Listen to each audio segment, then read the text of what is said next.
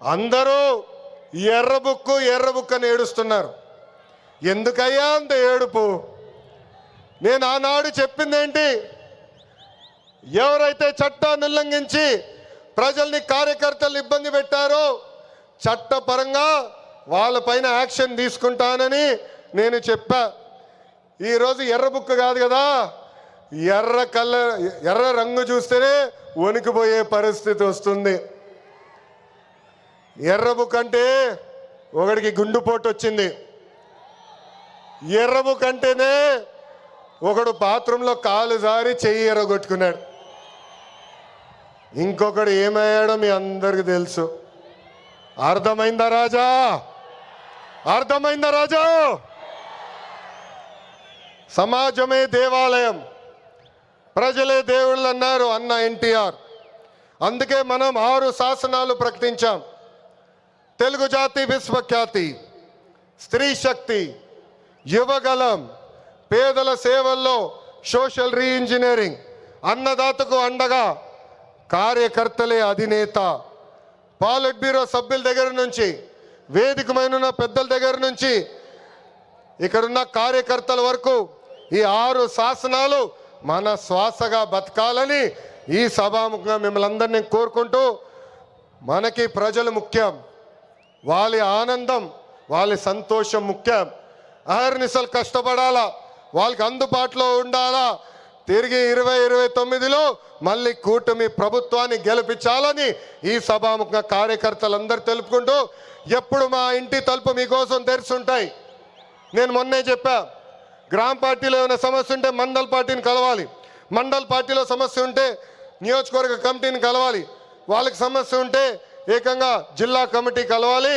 వాళ్ళు కూడా సమస్య పరిష్కారం కాకపోతే ఎప్పుడు నవ్వుతున్నాం మన అధ్యక్షుల వారు పల్లా శ్రీనివాస్ గారిని కలవాలి. ఆయన వల్ల కూడా అయిపోతే మీ లోకేష్ మీకు అండగా నిలబడతారు, మీ సమస్య పరిష్కరించే బాధ్యత నేను తీసుకుంటానని పసుపు సైన్యానికి ఈ సభాముఖంగా నేను హామీ ఇస్తూ, ఈరోజు గౌరవ ముఖ్యమంత్రి గారు చంద్రబాబు నాయుడు గారు వేదిక పైన వచ్చినప్పుడు ఒక పాట పెట్టారు. ఆ క్షణంలో నాకు చాలా బాధ వేసింది. ఎందుకంటే ఆ పాట వినిన తర్వాత గౌరవ ముఖ్యమంత్రి గారిని నేను రాజమండ్రి జైల్లో మొదటిసారి కలిసిన సంఘటన గుర్తొచ్చింది. చాలా బాధ వేసింది. ప్రజల కోసం ఆయన జీవితం ఆల్మోస్ట్ పోయింది. అక్టోబర్లో 2003 బాంబ్ బ్లాస్ట్లో నక్సలైట్లు ఆయన పైన దాడి చేశారు. నాడు నేడు ఎప్పుడు ఆయన ప్రజల గురించి, ప్రజల భవిష్యత్తు గురించి ఆలోచించే వ్యక్తి. అలాంటి వ్యక్తికి ఎందుకు దేవుడు ఆనాడు ఈ పరీక్ష ఇచ్చాడా అనుకున్నా. ఇప్పుడు అర్థమైంది. తెలుగు ప్రజలు తిరిగి చంద్రబాబు నాయుడు గారు వెనక నిలబడేదానికి దేవుడు మనందరికీ ఒక పరీక్ష పెట్టాడు. ఆ పరీక్ష జయించాను. అందుకే ఈ రాయలసీమ గడ్డ తెలుగుదేశం పార్టీ అడ్డ అని తెలుపుకుంటూ, నాకు ఇంత అద్భుతమైన అవకాశం ఇచ్చిన ఈ పసుపు సైన్యానికి పేరు పేరున నా హృదయపూర్వక ధన్యవాదాలు తెలుపుకుంటూ మీ అందరి దగ్గర నుంచి సెలవు తీసుకుంటున్నా. జోహార్ అన్న ఎన్టీఆర్, జోహార్ అన్న ఎన్టీఆర్. చంద్రబాబు నాయుడు గారి నాయకత్వం, చంద్రబాబు నాయుడు గారి నాయకత్వం. మీరు ఎంత అబద్ధాలు చెప్తారో అంత గొప్పగా జగన్మోహన్ రెడ్డి గారి పర్సనాలిటీ ఆవిష్కారం అవుతుంది. ఈ రాష్ట్రానికి జగన్మోహన్ రెడ్డి గారి యుగమే స్వర్ణయుగం అనేది గుర్తుపెట్టుకొని ఇప్పటికైనా నేను మిమ్మల్ని అందరినీ కూడా హెచ్చరిస్తున్నాం. మీరు ఇచ్చినటువంటి హామీలకు మీరు కట్టుబడి ఉండండి. లేకుండా అంటే మీరు చెప్పినటువంటి మాటకు మీరు ధైర్యం ఉంటే మీరు మీ సెక్యూరిటీ వదిలిపెట్టి రాండి, జనంలోకి రాండి, ఒక వార్డులో తిరుగుదాం, ఒక్క వార్డులో తిరుగుదాం. లోకేష్ గారు రండి, పెద్ద కాలర్ ఉండే షర్ట్ వేసుకొని రా. చిన్న చిన్న కాలర్ ఉంటే కానీ ఒకరో ఇద్దరు కాదు కదా, చాలామంది పట్టుకోవాలని ఉన్నారు నీ కాలరు. కనీసం ఒక అడుగు పూర్వకాలం షోలేలో ఉన్నాయి కదా, ఇంత కాలరు ఆ షర్ట్లు వేసుకొని రావాలి. నువ్వు రెడీగా ఉండారు ఇక్కడ ప్రజలు. పవన్ కళ్యాణ్ గారికి కూడా నేను గుర్తు చేస్తున్నా, ఈ యొక్క దోపిడీ బ్యాచ్లో నువ్వు చేరిపోయినావు.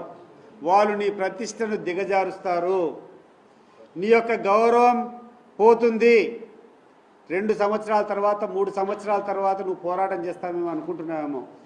నా మిత్రులు చాలామంది చెప్తున్నారు, అన్న ఈ పవన్ కళ్యాణ్ వేరే పెద్ద స్ట్రాటజీ ఉంది, 3 సంవత్సరాల వరకు ఈ ప్రభుత్వంతో అన్ని రకాలుగా లాభపడి అన్ని హోదాలు తీసుకొని 3 సంవత్సరాల తర్వాత పోరాటం చేస్తాడు, అప్పుడు కూర్చొని మీరు అన్నీ ఇచ్చింటివన్నీ ఇవ్వలేదని చెప్పేటువంటి కారణంతో ప్రజల్లోకి వచ్చేటువంటి ఐడియా ఉందని చెప్పి. పవన్ కళ్యాణ్ గారు అది చెల్లవు, నిన్ను కూడా గమనిస్తున్నారు ప్రజల స్కానర్లో నువ్వు ఉండవు. పోరాటం చేయాలనుకుంటే ఈ రోజు నుంచి పోరాటం చేయి. 3 సంవత్సరాల తర్వాత వచ్చి ఇవన్నీ ఇవ్వలేదని చెప్పి ఆ రోజు మొదలు పెడితే ప్రజలు నిన్ను క్షమించరు. మీరు పడేటువంటి నాటకాలను ప్రజలు ఒప్పుకోరు. ఈ రోజు నుంచి మీరు రండి. పోయిన సంవత్సరం అంటే 1 సంవత్సరం పోయింది, వీ విల్ ఎక్స్క్యూజ్ పోనీలే 1 సంవత్సరం అని చెప్పి. ఈ సంవత్సరం అన్నా మీరు చెప్పేటువంటి సూపర్ 6 అమలు కావాలా. అమలు కావాలని కూడా శాచ్యురేషన్ పాయింట్తో శాచ్యురేషన్ మోడ్లో అమలు కావాలా. ఏదో 50 మందికి 100 మందికి ఇస్తామంటే కుదరదది. అర్హత ఉన్నటువంటి ప్రతి ఒక్క కుటుంబానికి మీ ఇచ్చేటువంటి హామీలు అమలు కావాలా. దీనికి ఉదాహరణ దీపం పథకం. మీరు ఇచ్చేటువంటి గ్యాస్ సిలిండర్లు మీకు ధైర్యం ఉంటే రండి, నేను వస్తా. మీ ఇష్టం వచ్చేటువంటి తెలుగుదేశం పార్టీ లీడర్లు రండి. శాచ్యురేషన్ పార్టీలు ఇచ్చినారు లేదో ఒకసారి తెలుసుకుందాం. గ్రామాలకు పోయి ఏ గ్రామాల్లో ఉన్నాయండి?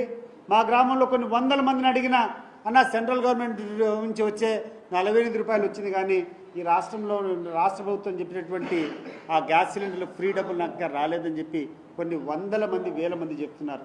మీకు సిద్ధమైతే మేము రెడీగా ఉన్నాం, పోదాం రండి జనంలోకి. సరస్వతి పవర్లో వాటాలు ఏమనేది మీకు ఆ రోజు కూర్చొని వాళ్ళిద్దరి మధ్య ఉన్నటువంటి అగ్రిమెంట్ నేను చూపించడం. ఆ రోజు మాట్లాడేటప్పుడే నేను ఊరికే ఈరోజు అంటే నేను ఆ క్వశ్చన్ మీద ప్రిపేర్ కూడా రాదు, ఆ రోజు నేను డాక్యుమెంట్ తీసుకొని వచ్చి చూపించాను.